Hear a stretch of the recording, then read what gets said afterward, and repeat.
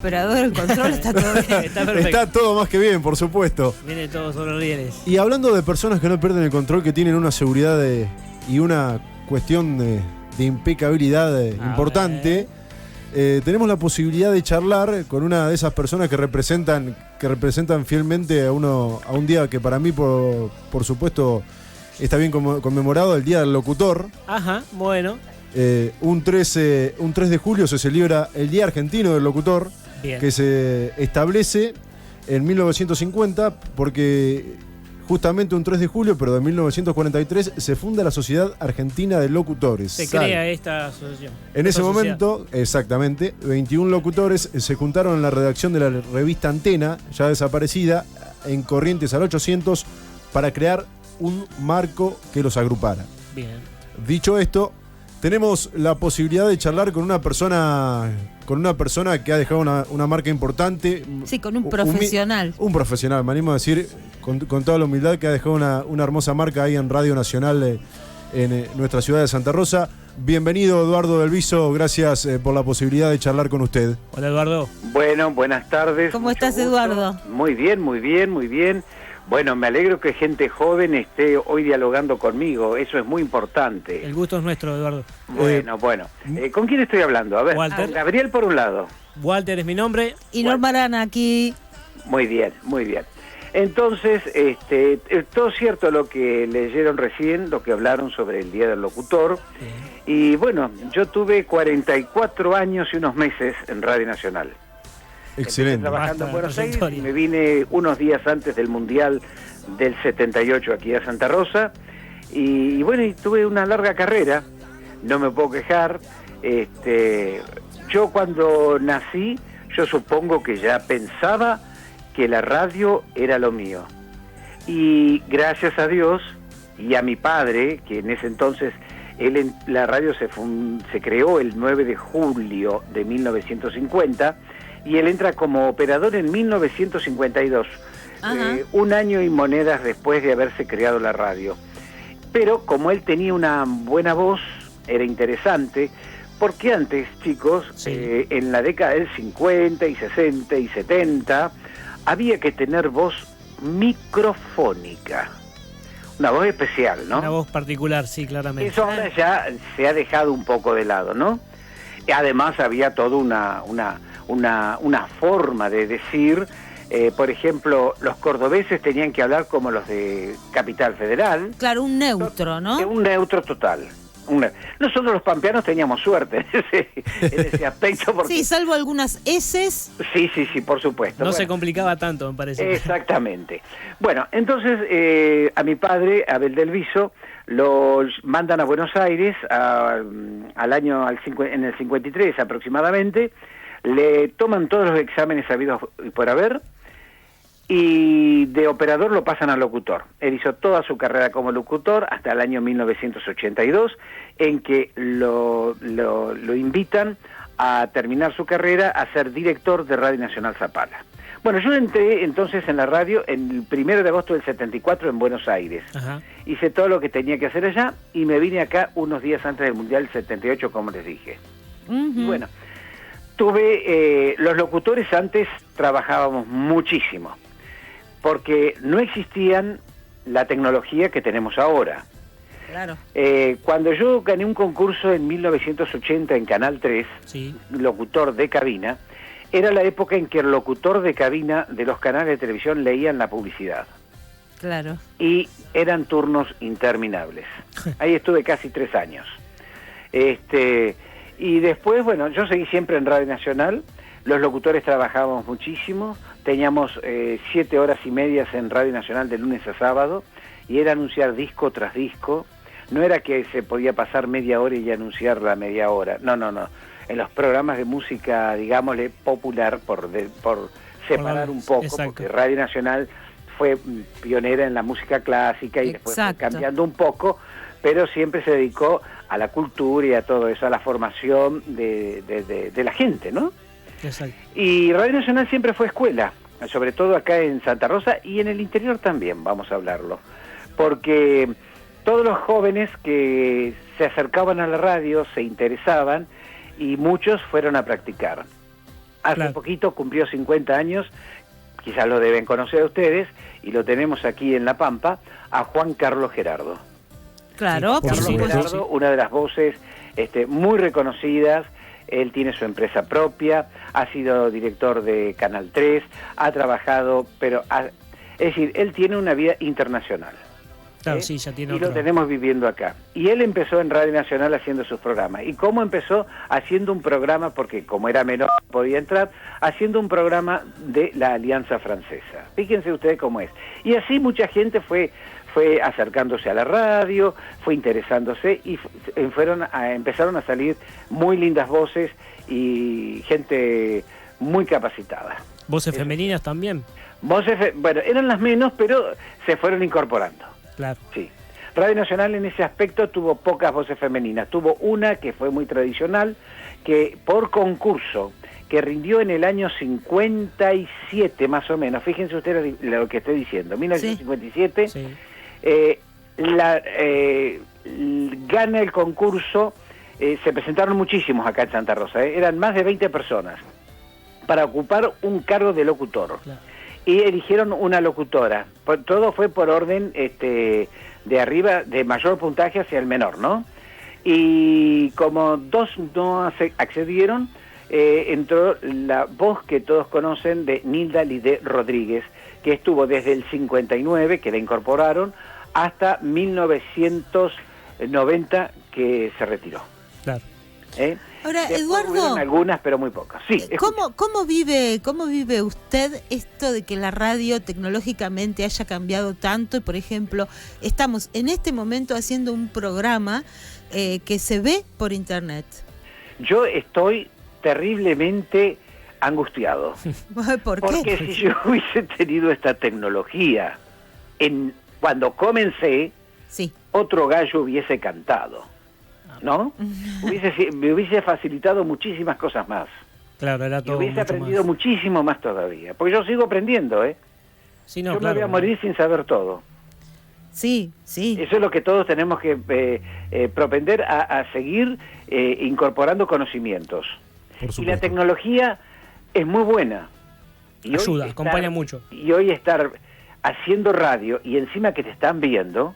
Yo voy los viernes a Radio Nacional a hacer una columna de 9:15 a 10 de la mañana y bueno, ponen la cámara y parece mentira. Claro. Bueno, Parece mentira. sin embargo, se pierde ese misterio que había. Ah, sí. Bueno, yo les voy a contar una anécdota, A que ver. no es mía. Yo tengo muchas anécdotas, pero una de mi papá. Mi papá era una persona, no era muy alta, era Ajá. un poquito más bajo que yo, posiblemente, o de mi estatura, unos 70 más o menos. Y cuando existía Radio Nacional en La Pampa, se escuchaba en toda la provincia. Tenía muy alta potencia, 20 kilovatios de potencia. En la década del 50, 60, 70 era muy importante. Era mucho. ¿Por qué? Porque ahora con una potencia de 20 kilowatts es un poco dificultoso llegar. Hay que tener transmisores mucho más potentes porque la tecnología, las carpetas asfálticas, las rutas, todo, y hay mucha interferencia. Claro. En aquel entonces, y además, bueno, las bandas de amplitud modulada, ni hablemos de la frecuencia modulada, están plagadas de radio. Sí. Exacto. Entonces se Sí, molestan unas a otras. Bueno, en aquel entonces no. Entonces, un día lo mandan a mi papá, a Eduardo Castex, a hacer la fiesta provincial del trigo. Y nosotros tenemos parientes en Castex y esto es toda una revolución. Dice, sí, una de nuestras primas, la prima de mi papá, decía, sí, viene mi primo, pues ay, vamos a conocerlo, porque tenía una voz muy agradable, muy simpática, y bueno, y eso que las personas, cuando escuchan radio, se imaginan cómo debe ser la Van persona. construyendo, exacto. Bueno, se lo pintaban alto, rubio, de ojos claros. ¿No? Cuando pasó mi papá, que era morochito, peticito, pero bueno, era una cosa comiquísima, ¿no? Por Sí, eso era yo todo siempre digo, un trasfondo. una cosa es ver teatro en televisión y otra cosa es escuchar teatro por radio. Claro. Es Sí, muy cambia distinto. mucho. Y es una experiencia que le digo a todos que escuchen teatro por radio. Y la pueden encontrar en el 95.9 de Radio Nacional los domingos a las 10 de la noche. Las dos carátulas, el Teatro de la Humanidad. El único ciclo si mal no tengo, porque no sé si está en Guinea, pero el único ciclo de radioteatro del mundo que va a cumplir este 9 de julio 69 años. Ah, mire Casi usted. 70 ya. Ininterrumpida en el aire. Increíble. Increíble. Increíble. Así que bueno, pero la tecnología nos ayuda muchísimo, en esta época a mí me ha ayudado muchísimo. O sea, te has tenido que ayornar a la circunstancia tecnológica en la que se vive hoy también. Bueno, cuando en el año 97 más o menos, cuando empezó a llegar la internet a Santa Rosa, yo dije, si yo no me subo al tren, el tren me pasa por arriba. Y claro, es Y así. tuve que subirme al tren. Exacto, te viste Con en esa esas circunstancia. conexiones previamente que se hacían a través de los teléfonos fijos. Sí, Bueno, y después ya vino la internet ya por cable, entonces ya era otra cosa. Y bueno, ahora nadie nos para. Siempre hay que tener en cuenta también ser respetuoso con el oyente, pero no subestimarlo, ¿eh? no, por supuesto. Jamás, jamás. Y con el oyente aprender muchas cosas también. Y enseñarles y aprender uno, ¿no? ¿Cómo Claro. fue ese primer ingreso a un estudio de radio? Bueno, ¿Qué sensaciones? Yo de chiquito, imagínense, mi papá trabajaba en la radio, así que desde chiquitito, desde los 4 años, yo iba a la radio. Claro. Así que para mí ir a la radio era ir a jugar. Y mantener ese contacto con la gente, pero con los discos, los muebles, esos olores que despedían la madera de entonces, y ver girar los discos y que de ahí, con una cosita que se llamaba púa, que podía transmitir sonido y salía por la radio, era maravilloso. Magia era. Era magia, Claro. magia. Y además de escuchar que un señor frente a un micrófono en una cabina o en una habitación saliera por una radio, era impresionante. Eduardo, hace unos minutos usted confesó que tenía muchas anécdotas. Yo quiero Sí. escuchar otra. Bueno, les voy a contar una anécdota que, gracias a Dios, muy pocos la saben. A ver. A ver. En la década del 90, en la ciudad de Santa Rosa se inauguró el Carmelo, donde están las monjitas, De clausura. las monjitas de clausura. Entonces el director que teníamos en ese momento me llama y me dice, Eduardo, vas a tener que hacer la transmisión que es muy larga. Ah, sí, bueno, está bien. Dice, empezás a las 7:15 de la tarde y vas a terminar como a las 10 de la noche, pero sin parar. Sin parar, le dije, ¿cómo me las arreglo? Primero va la misa en la catedral y desde ahí, de la catedral, van a salir con nuestro auto, que va a ser el que va a conducir la procesión, que va a llevar por todo Santa Rosa hacia el Carmelo, hacia el monasterio de las monjitas donde están hoy. Sí. Digo, pero eso es terrible. Bueno, dijo, vos no te preocupes, se va a ir con vos dentro del auto, por supuesto el chofer, te va a dar una monjita y un sacerdote. Bueno, perfecto, dije, porque hacer una transmisión de esa, yo nunca había hecho una transmisión solo tan larga. Claro. Cuando nos mandaban a hacer los desfiles de 25 de mayo, 9 de julio, íbamos 2 o 3, porque eran desfiles muy largos, Claro. y muy tediosos, y una voz sola se cansa mucho. Además de la cantidad de material que uno tiene que llevar, porque es leer sin parar. Claro. Es increíble. Entonces llegó el domingo, creo que fue un sábado, un domingo, no me acuerdo, no, un domingo fue, me parece. Bueno, fuimos, a las 7:15 empezamos la transmisión, todo perfecto, la catedral completa, hasta afuera, y empezamos a las 7:30 en punto, 19:30, la transmisión. Yo empiezo, bla, bla, bla, bla, tenía a mis costados gente que colaboraba conmigo, y entonces cuando veo que empieza a entrar, empiezo a describir lo que veía, por suerte veía bien en ese momento, bastante bien porque ahora veo poco, y digo, en este momento entran las monjitas, con su vestimenta, encabezando la procesión, Monseñor Atilano Vidal. Los que estaban al lado mío me empezaron a codear y yo sabía lo que había dicho. Monseñor Atilano Vidal había fallecido.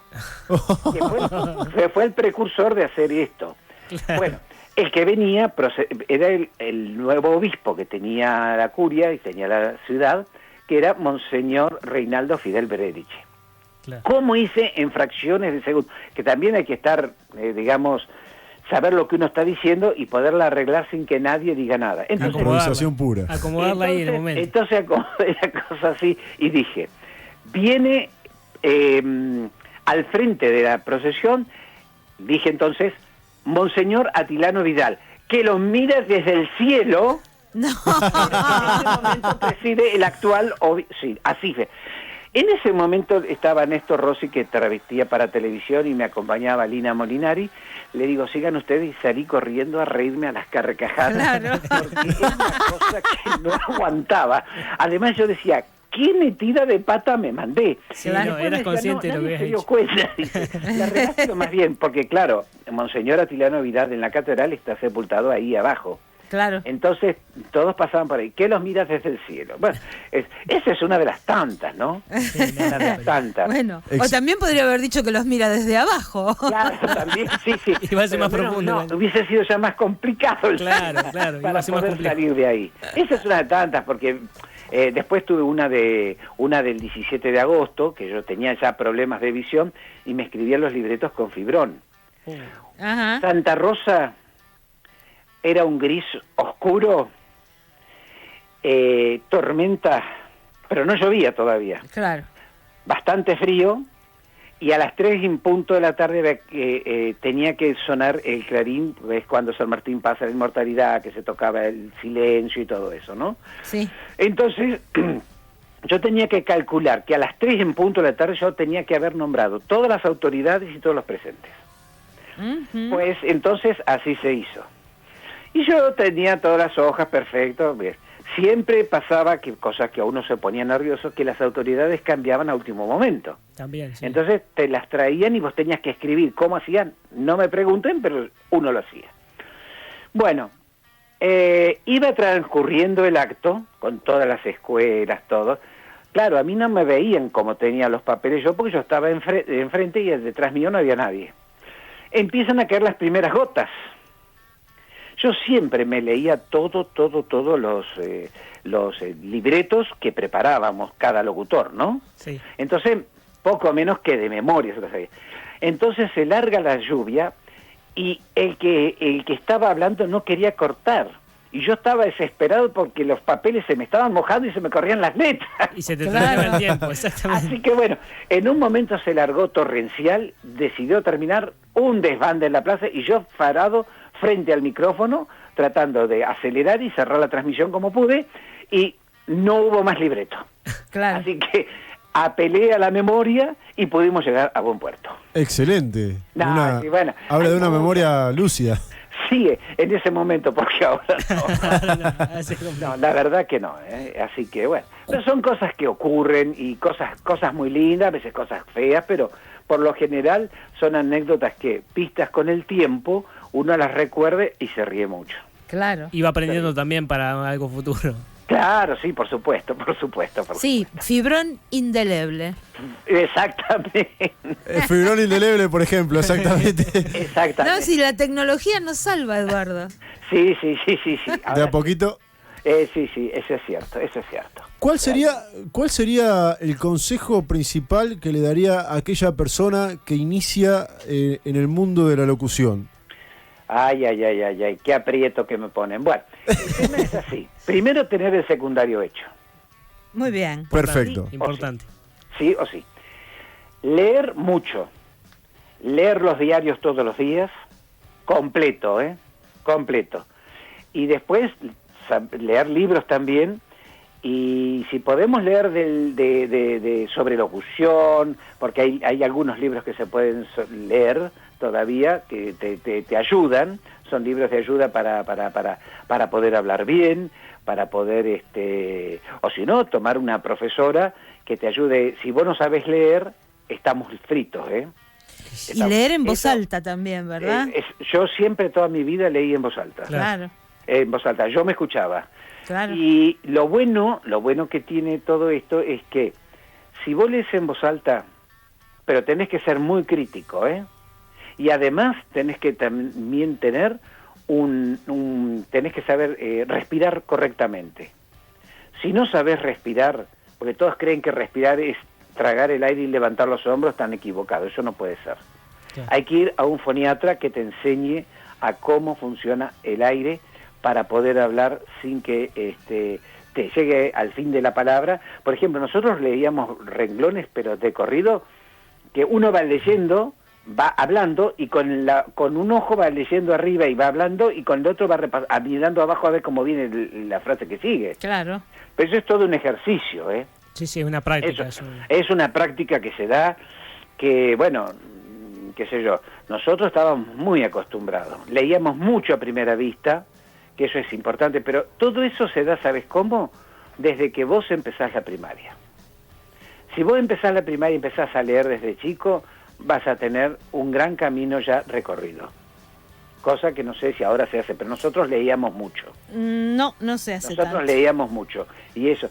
Y después, bueno, mantener, no comerse las heces, marcar todas las palabras como corresponden.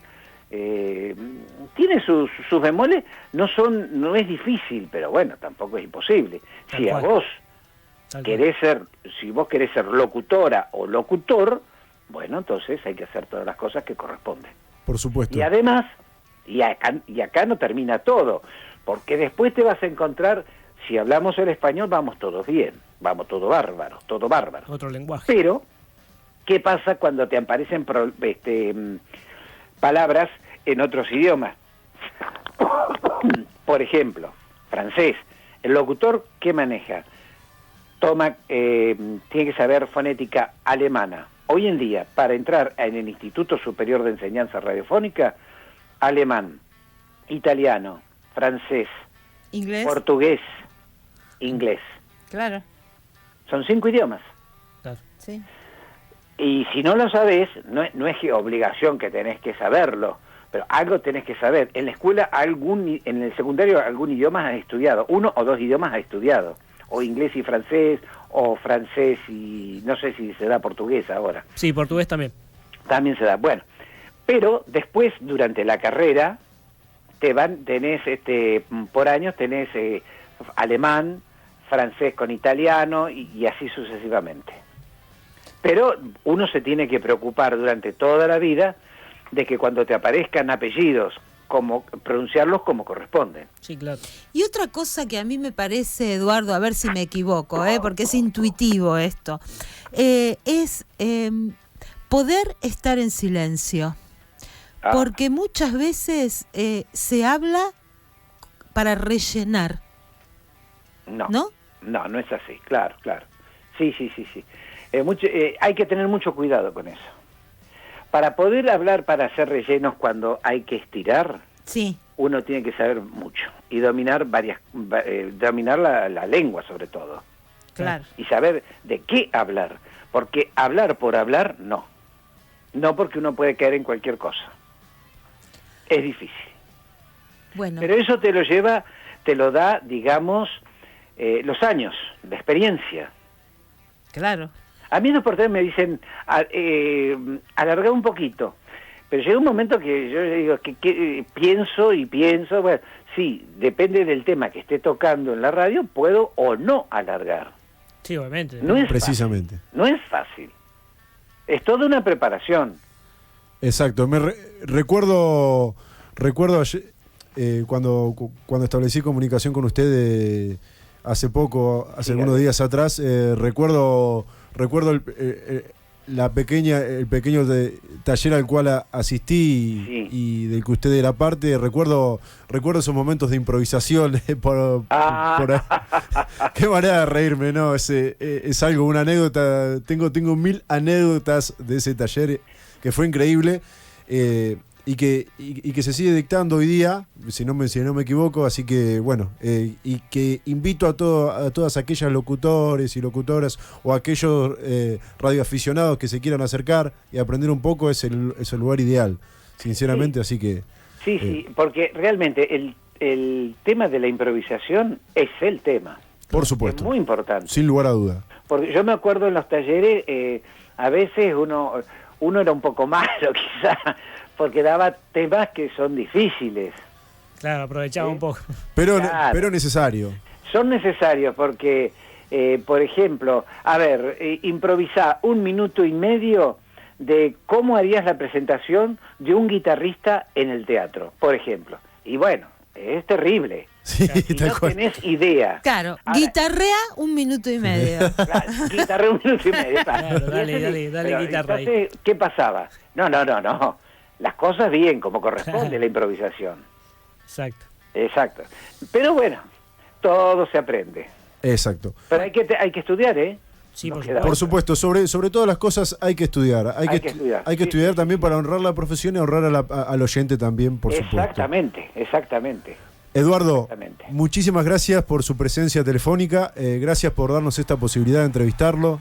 Ha sido un verdadero placer escuchar a una persona que sabe y mucho del tema, que ha construido una vida alrededor de esto. Así que muchas gracias. Yo les agradezco a ustedes No, por favor. y los insto a que sigan adelante. Bueno, Excelente, Un abrazo muchas enorme, gracias. Eduardo. Abrazo enorme, Eduardo. Adiós. Necesitan voces nuevas. Gracias. Gracias. Bueno, un Así abrazo es. para ustedes. Abrazo.